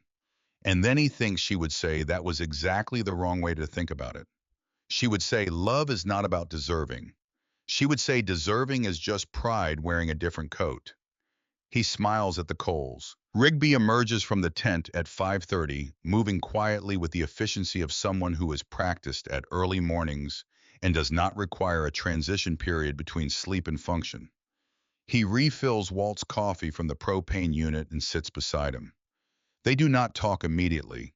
This is the language they share most fluently, the sitting beside each other that Ruth always said was the most honest thing about both of them, that they communicated better in proximity and action than in statement, and that this was a gift as long as they were willing to be in the same space. After a while, Rigby says, "How are you actually doing?" Not for anyone else, just me. Walt considers the question with the seriousness it deserves. He says, "I am better than I have been in 3 years. I am also aware that today is going to be a complicated thing to get through without losing my composure in front of 900 people, which has never been something I am comfortable with." Rigby says, I think they would understand. Walt says, that makes it worse, not better. Rigby almost laughs. It is a good sound, Walt's jaw and Ruth's timing. Walt files it in the category of things he intends to hear as many more times as possible. The camp begins to wake in earnest around 6. The sound of it is gradual, the accumulation of small sounds, tent zippers, and boot heels, and the low percussion of people moving through a space with consideration for those still sleeping, until by 6:30 the field is alive with the purposeful quiet of people preparing for something that matters. Duke finds Walt at 6:45. I is dressed as he always dresses for significant occasions, the vest over a clean black shirt, the boots polished to the degree that Walt has seen Duke polish them exactly twice before, both times before funerals. He stands in front of Walt and looks at him for a moment. He says, you ready for this morning? Walt says no, but that has never stopped me before. Duke nods. He says 7:30, full assembly, I want you in the center. He walks away to coordinate the gathering with the economy of motion of someone who has been running large operations for a long time and does not require drama to establish authority. By 7:15, the field is organized. 900 riders in a formation that creates a natural arena, bikes, parked in concentric arcs with an open center ground of perhaps 40 feet across, the riders, standing beside their machines, the whole arrangement having the quality of something that arrived at its current shape through mutual understanding rather than instruction. The morning light is coming in full now, horizontal and gold, the San Francisco peaks visible on the northern horizon, with the clarity that the desert only gives in its clearest hours, sharp-edged and enormous, and entirely indifferent to what is happening at their feet. Walt walks to the center. He walks there the way he walks everywhere, not slowly and not quickly, at the pace of someone who has been on his way to this moment for a long time and sees no reason to hurry or defer. He stands in the center of the formation and looks around at the 900 people who rode through the night and the day before and are now standing in a field outside Flagstaff, Arizona on a September morning for him. The scale of it is not something he can hold entirely in his mind. He looks at individual faces instead. Rex Navarro, 63, who has been his Arizona VP for 11 years. Nora Callum, who rode from Vegas in the dark. The faces from Texas and Colorado and New Mexico that he knows from rallies and runs and the accumulated occasions of a life lived in brotherhood. And on the far arc, the Oakland section, 300 of them, and Rigby at the front. Duke stands to Walt's right. He says to the assembly, brothers and sisters, yesterday we rode for Ghost. We came because a man's vest was burned and because a man's vest is not leather. It is a life. It is every mile and every promise and every brother kept and every brother lost. When you burn the vest, you burn the man. He pauses. He says the man who did the burning has been handled, not with violence, with something harder, with consequence, and with the requirement to learn. That is Ghost's way, and we honor it. He turns to Walt. He says, but before we ride home, we have something to do. He reaches into the inner pocket of his vest and produces a patch.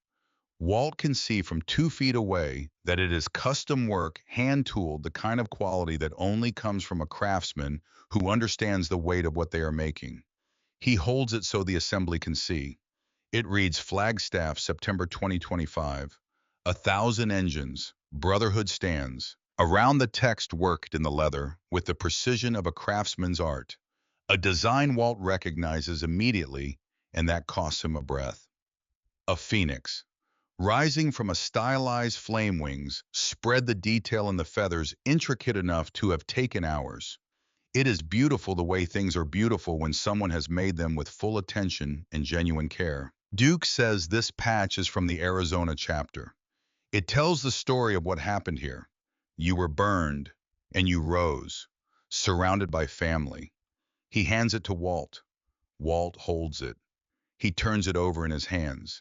He runs his thumb across the stitching, across the phoenix, across the lettering. He does not trust his voice immediately, so he does not attempt it. Duke turns to the assembly. He says, chapter presidents, step forward. From around the arc, 12 men and women moved toward the center. Rex Navarro from Arizona. The Vegas president, a 68-year-old man named Harlan, who has ridden since before Walt joined the Brotherhood. The California president, a 64-year-old named Dutch Mercer, no relation to Walt, who has been in the Oakland, California system for 30 years and knew of Rigby before he knew of Walt, which is a reversal that strikes Dutch as entirely appropriate. One by one they come forward. Each one carries a patch. Each one is chapter specific, each one made or sourced in the hours between Duke's call going out and the dawn departure. The kind of effort that speaks to what the code actually means when it is tested. Each one steps in front of Walt, shakes his hand, speaks directly into his face, and then gives him the patch. The Phoenix chapter, Harlan places the patch in Walt's hands and says, "Ghost. I rode with Grizz in 1987 at Sturgis. He talked about you the whole way. He said you were the most quietly reliable man he had ever known. He meant it as the highest compliment." The Vegas chapter. Nora Callum, who does not generally make speeches, says 3 words, "Steel honors iron," and puts the patch in his hands. Texas, a man named Garrett 70 with a voice that has been carrying across loud rooms since 1975 says Texas remembers every brother who has ever stood up when standing up was required. You are in the book Ghost. Permanent. Colorado, New Mexico, the Pacific Northwest chapter, the Mountain States.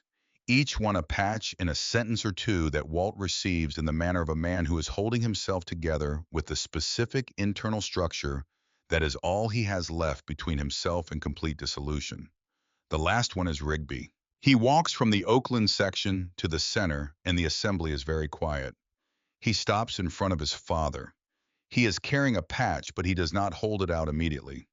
He looks at Walt for a moment with an expression that is entirely unguarded, the expression of a 40-year-old man who is also the boy in the 2009 photograph on the garage wall, the boy who handed Walt the socket wrench without being asked and understood what the silence meant. He says, "Dad, the Oakland chapter made this." He holds it out. Walt takes it. He reads what is there, what Rigby commissioned from the Oakland chapter's leather worker at 2 in the morning before the ride.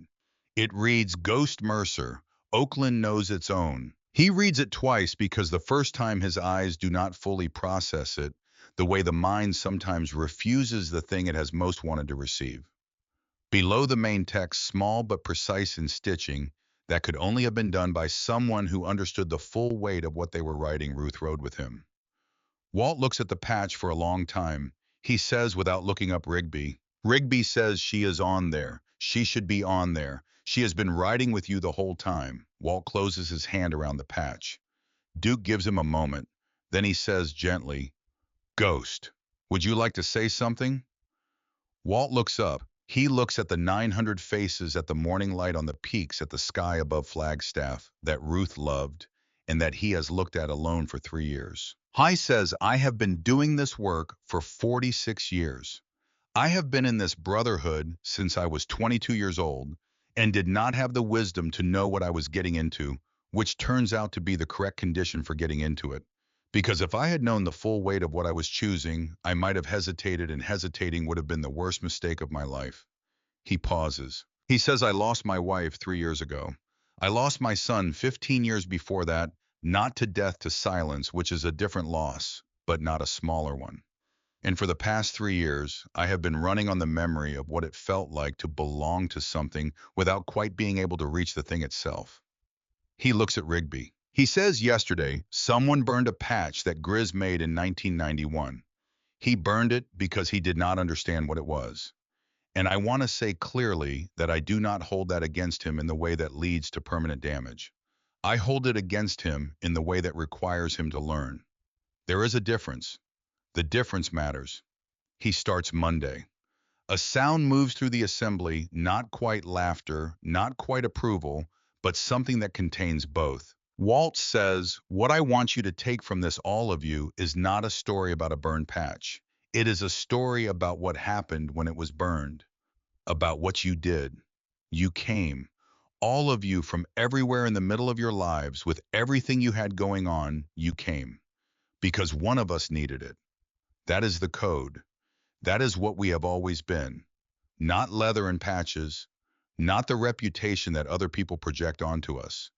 This, this 900 people in a field at dawn for one man, that is what brotherhood actually means. He stops. He says, I am grateful beyond my capacity to say it.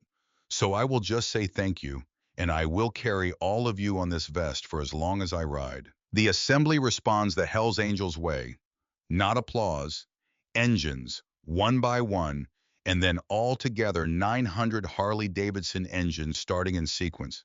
The sound building from single notes into the full chord of it, the thunder that the people of Flagstaff felt in their houses a quarter-mile away, the sound that shook the ground and the windows and the air itself. 30 seconds of it, the Brotherhood salute, and then silence falling back all at once, like the engines had been conducting the same thought. Then Walt does the thing that was not in anyone's plan. He takes the vest off. The assembly watches. He holds it in front of him, the vest that has been on his body for 46 years, the vest with the burn at the center of the Kuwait patch, and the Ruth patch below it, and the 46 years of history in every thread and crease and mile of it. He looks at it. He looks at the burn. He looks at Grizz's stitching around the edges of the damage still intact, still doing its work. From behind him, Rigby steps forward without being asked because he knows his father and because some things pass between fathers and sons without language. And he holds open the small canvas bag that the Oakland chapter leatherworker sent containing the new vest, black leather unpatched clean with a smell of new leather that is its own kind of promise. Walt looks at the new vest. He looks at the old one. He folds the old vest carefully with the deliberateness of someone folding a flag, and he holds it against his chest for a moment with both arms. He says to no one in particular and to everyone, this one is finished. Everything it carried is real and permanent, and nothing that happened to it changes that. But there is a chapter that is not yet written. He hands the old vest to Rigby, who receives it with both hands. He takes the new vest. He puts it on. The new leather is stiff on his shoulders, different from the worn softness of the old one, and he stands with it and lets the assembly see the difference, the plain black expanse of it waiting. He takes the 12 patches that the chapter presidents gave him, and he begins one by one to place them on the new vest. Not permanently, not yet. That work will be done carefully and over time by his own hands, because that is the only way it should be done. But he holds each one against the leather in its position, the rough placement of a life still being built. The Arizona Phoenix from Duke, the Steel Honors Iron from Nora, the Texas Patch, the Colorado Patch, the Pacific Northwest, each one held in place.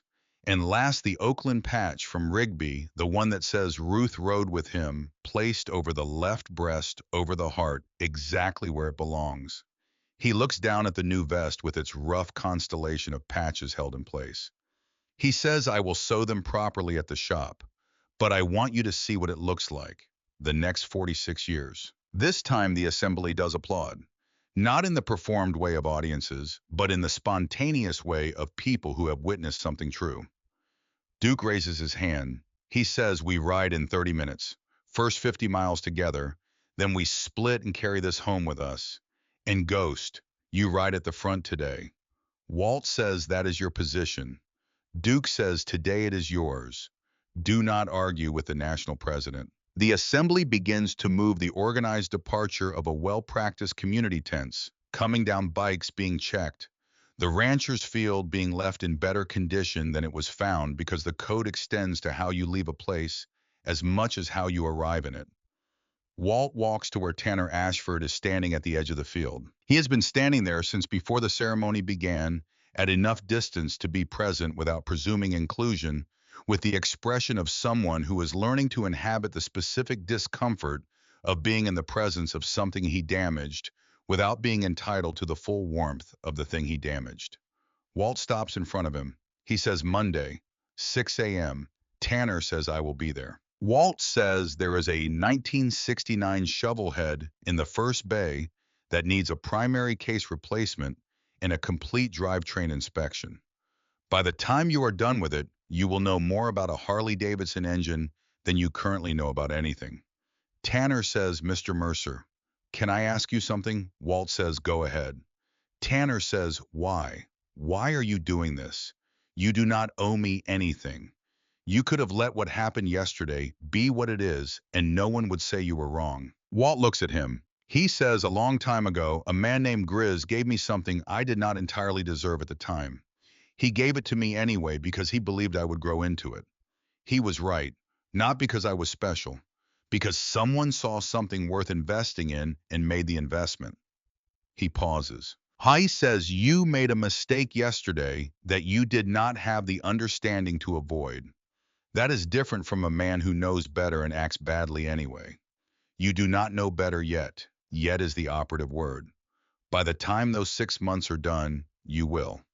And then what you do with it is your business. But the knowing will be there. Tanner is quiet. He says, I will not let you down. Walt says, I know. Because if you do, you will have to explain it to 900 people, and from what I can tell you, have had enough of that experience to last you a while. He walks away, and behind him, Tanner Ashford stands in the field for a moment, and then he walks to where his father is standing, and Decker puts his arm around his son's shoulders, and they watch the 900 bikes begin to form up for departure. The convoy leaves the field at 8:30. It moves back through Flagstaff on Route 66, the same route as the arrival but in reverse, and the people who gathered yesterday have gathered again, because a departure deserves witness as much as an arrival does. The signs are still there, some of them, and new ones have appeared overnight, made by people who went home after yesterday and sat at their kitchen tables and felt the need to say something in the language of cardboard and marker. Earl Drummond is at the front of the sidewalk again, cap in hand, and when the convoy passes, he puts his hand over his heart and holds it there for the full 5 minutes. It takes 900 bikes to move past his position on the sidewalk. Walt rides at the front. He rides the heritage Softail that he has owned for 40 years.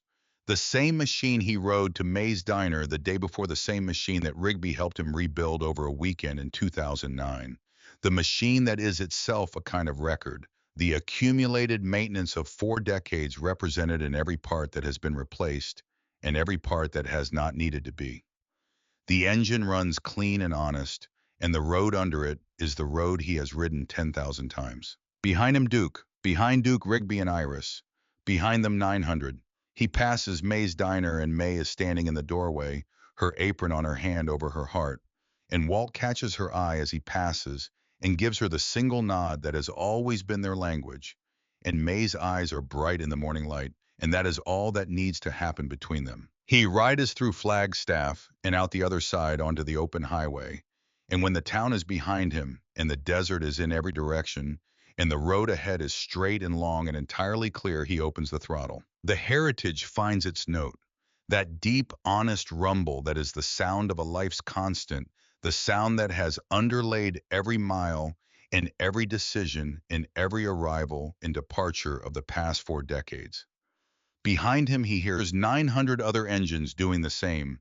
The collective acceleration of the convoy, finding its road speed, and the sound of it fills the desert morning, the way nothing else in the world fills it, total and physical and clean. He does not think about the tax bill. He does not think about the burned patch. He does not think about the 15 years of silence or the 3 years of grief or any of the weight he has been carrying. He is on the road, and his son is behind him, and the morning is enormous. And he is, for these miles, entirely present in the single, uncomplicated fact of forward motion. 50 miles west of Flagstaff, the convoy slows at the rest stop. This is where it ends, the collective part of it. From here, they split the chapters, taking their respective highways home, carrying what happened back to the 12 states that sent riders into the Arizona desert for a man named Walt Mercer and a burn patch in the code that has always required showing up. They dismount. The goodbyes take the better part of an hour, and they have the quality of goodbyes between people who know they will see each other again, but also know that you do not leave a moment like this without marking it properly. Embraces between people who have ridden through the night together. Plans made for the next rally, the next run, the next occasion that the road provides for the brotherhood to be as it has always been the family that chose itself. Nora Callum finds Walt before the Vegas section departs. She says, "Ghost. In 1998, you came to Las Vegas when my husband was in the hospital, and you sat with me in that waiting room for 6 hours, and you did not say a word the whole time. You just sat there. It was the most useful thing anyone did for me that year." She puts her hand on his arm briefly. She says, "I have been waiting 27 years to pay that back." She walks to her bike. Duke is last. They stand beside their bikes after everyone else has mounted, and the various chapter convoys are beginning to move out, and they look at each other with the particular gravity of people who have been in each other's company long enough that the moment of parting carries real weight. Duke says, "You know what I'm going to say." Walt says, "Do not say it." Duke says, "You have people, Ghost. You have always had people. The silence was yours, not theirs." Walt says, "I know that now." Duke says, "Good. Then stop being quiet about the things that matter." He pulls Walt into the brief hard embrace that is their farewell, and then he is on his bike and his road glide pulls out of the rest stop and onto the highway heading west, and Walt watches him go until the flat black bike is a point in the distance and then is not distinguishable from the road. The California-Oakland section is the last to depart. They are Walt's escort for the return to Flagstaff. Rigby's decision not asked about, simply arranged, because Rigby has decided that his father is not riding back to an empty house alone today, and there is nothing to discuss about it. They ride back east, Rigby and Iris flanking, Walt 300 Oakland riders behind them, and the road is quiet in the wake of the convoy's departure. The familiar Route 66, quiet of a weekday morning, and Walt rides it the way he has always ridden it, knowing every mile of it, knowing where the asphalt changes and where the shoulder narrows, and where the light comes over the rim of the plateau in the early afternoon to make a stretch of road golden for exactly 20 minutes before the angle changes. He turns off the highway 2 miles outside town. Rigby, without being told, follows. Iris, without being told, follows. 300 Oakland riders, briefly uncertain about the unannounced deviation, follow Rigby's lead and turn off the highway. This is one of the qualities of the brotherhood that Walt has always found most essential: the willingness to go where the person in front of you goes without requiring explanation, the trust that the destination is worth reaching. They pull into the Flagstaff Cemetery. Walt parks at the entrance. He dismounts. He does not look back to see what the 300 Oakland riders do. He trusts them. He walks to Section C, Row 14, Plot 23, and he crouches in front of Ruth's headstone, and the morning light is warm on his back, and the grass is still cool against his knees. He rests both hands on the ground in front of the stone.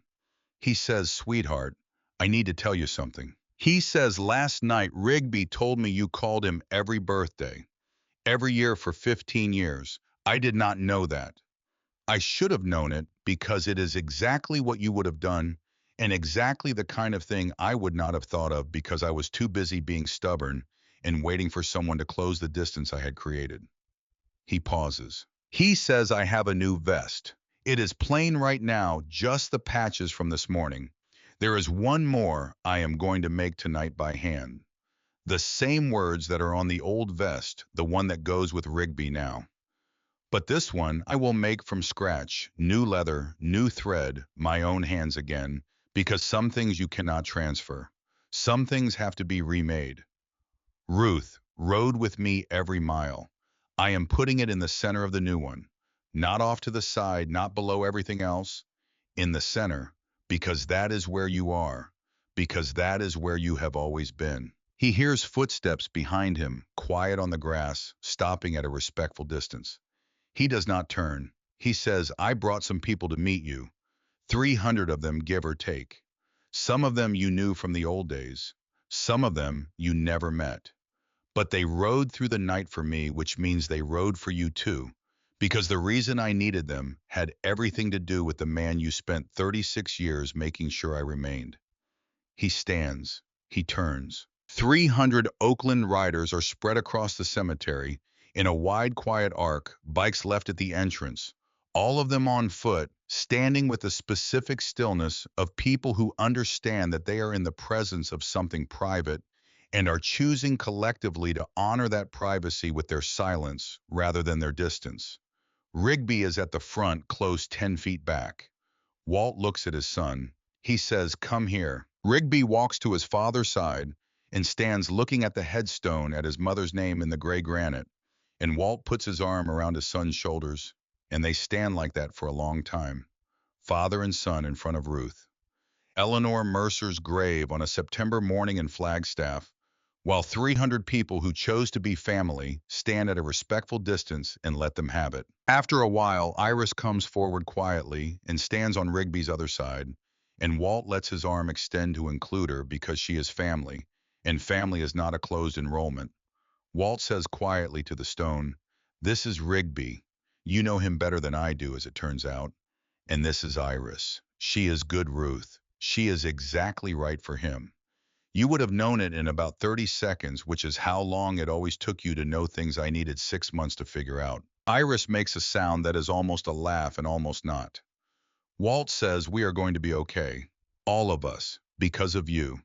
Because you called him every year when I was too stubborn to call, and because you told me over and over to stop being afraid of the people I loved, and because somewhere in the past 3 years I finally started listening. Better late than never. That is what you always said." He takes his hand off Rigby's shoulder and reaches into the front pocket of his jeans and takes out the small piece of black leather he cut this morning in the camp before the ceremony.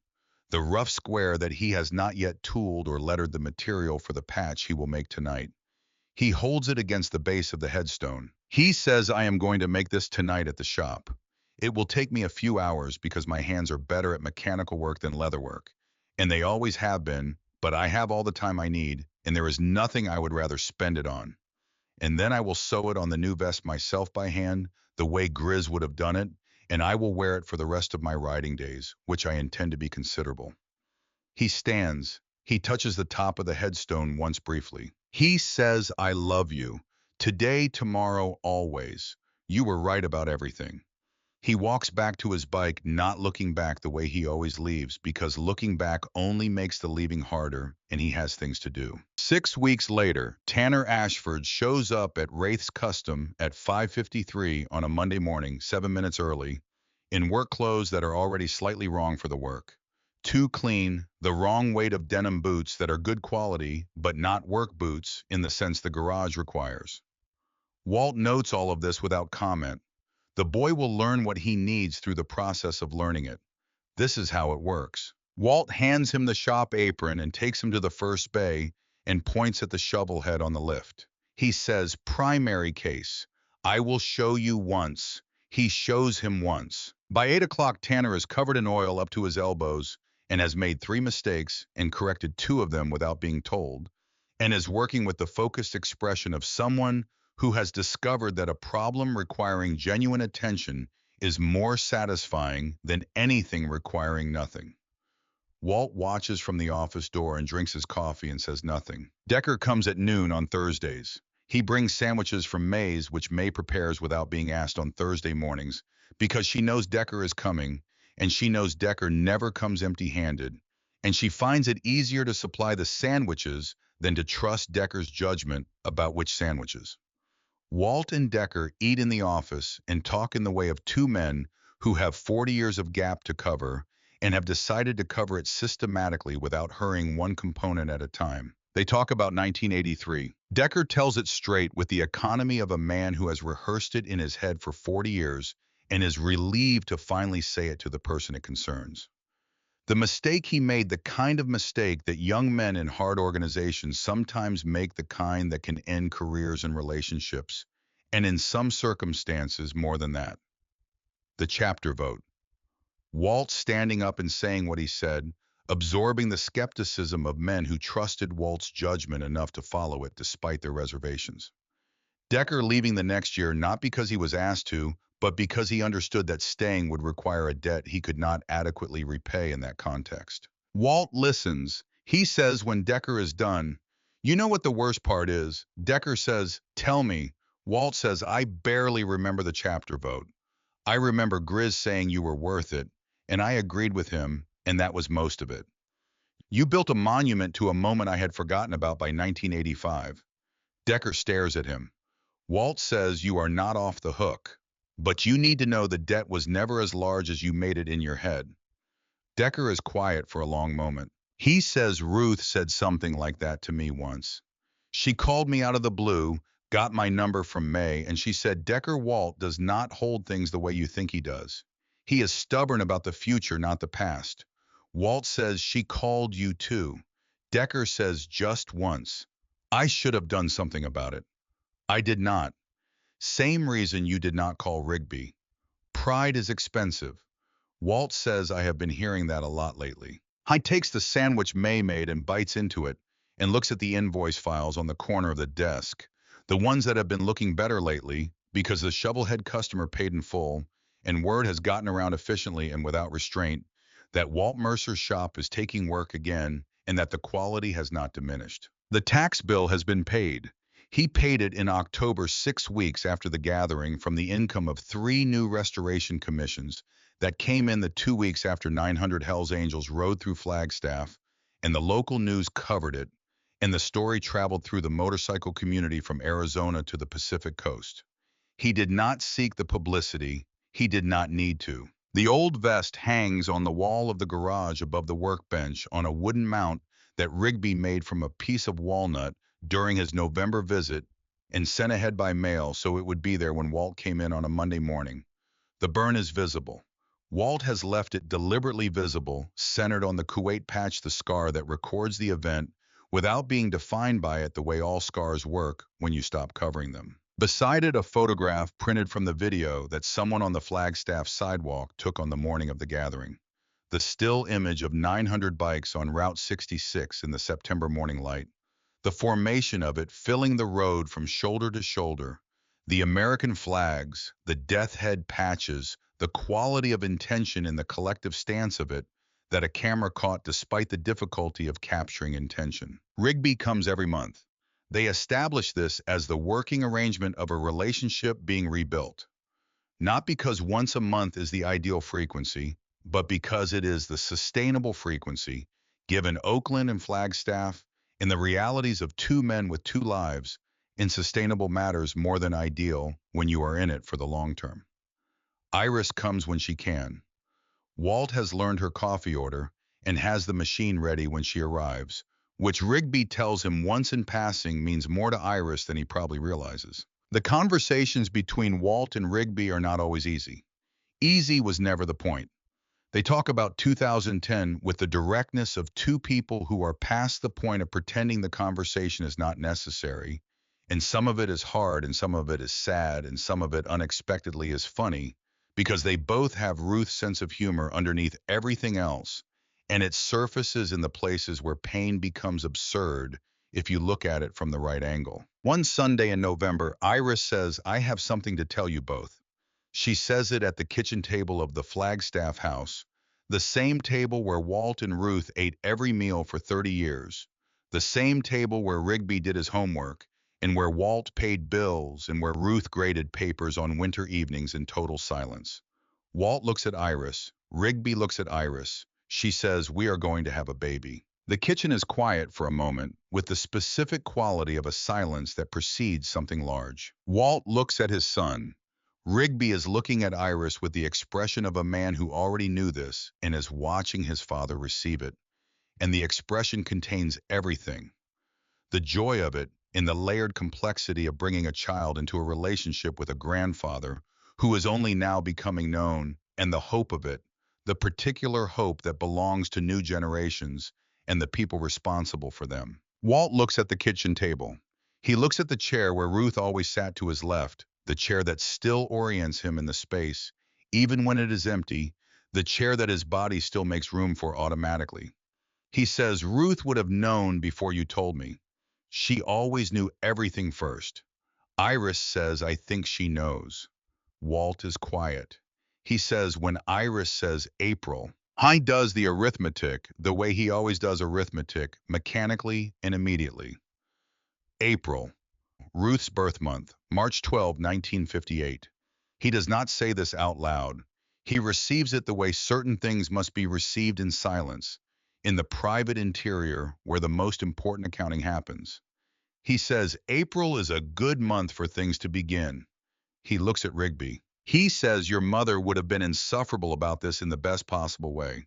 She would have started knitting something the same afternoon. She would have called May before dinner. She would have reorganized the spare room before the end of the week. Rigby laughs. It is the good laugh Walt's jaw and Ruth's timing. Walt stands. He goes to the cabinet where Ruth kept the good coffee, the real coffee, the kind she saved for occasions, and he finds the tin still there, still half full, the quality preserved in the sealed tin for 3 years, because he could not bring himself to use it for ordinary mornings, and could not bring himself to throw it away. And he makes 3 cups with careful attention and brings them to the table, and they sit together and drink them. And Walt looks at the empty chair and says internally to whoever is listening, "You were right. You were always right.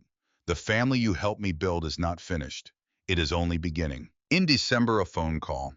Walt is in the garage late afternoon, the light going orange through the bay windows.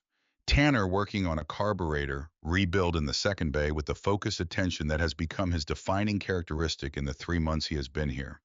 A focused attention that Walt did not invent, but that the work brought out of him, which is what good work does when it finds a person who is capable of it. Walt's phone rings. Unknown number, Pacific Northwest area code. He answers. A voice young, careful with the particular quality of someone who has rehearsed what they are going to say and is now concerned about whether the rehearsal was adequate. The voice says, "Is this Walt Mercer Ghost Mercer from the Arizona chapter?" Walt says, "This is Walt." The voice says, "Mr. Mercer, my name is Ethan Briggs. I am 18 years old. I am calling from Portland, Oregon. My father was Raymond Briggs. He was a member of the Pacific Northwest chapter for 22 years. He passed away 14 months ago. Motorcycle accident on Highway 26. A pause. Ethan says he had a vest. Full patch, 22 years of patches. It was the most important thing he owned. He kept it in a case in his room, and he showed it to me once a week since I was old enough to understand what it was. He told me about every patch, every single one." Another pause. Ethan says 3 months ago, someone broke into our house.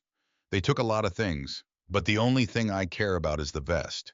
It is gone. My mom contacted the police and they opened a report, but they do not have leads, and they told us these cases are difficult. And I know that is probably true, but I do not know what else to do.